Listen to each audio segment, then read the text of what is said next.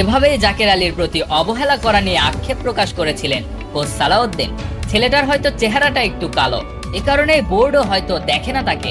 BPL চলাকালীন সময়ে এভাবেই নাজমুল হোসেন পাপনের বোর্ডের দৃষ্টি আকর্ষণ করেছিলেন।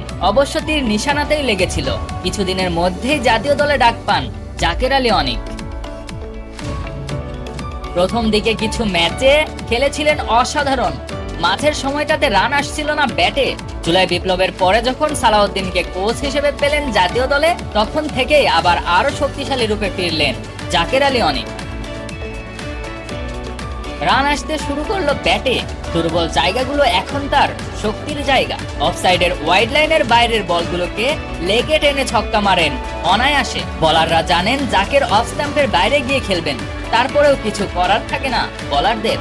ছক্কা পেটানো থেকে বিরত রাখতে পারেন না জাকেরকে। কিছুদিন আগের অবহেলিত সেই জাকের এখন জাতীয় দলের অপরিহার্য অংশ।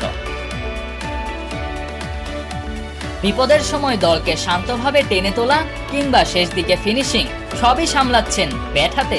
রকচটা জাকের যেন বল পিটিয়ে বোলারদের শাসাচ্ছেন, বড় বড় ছক্কা মেরে বল হারাচ্ছেন হরহামেশা।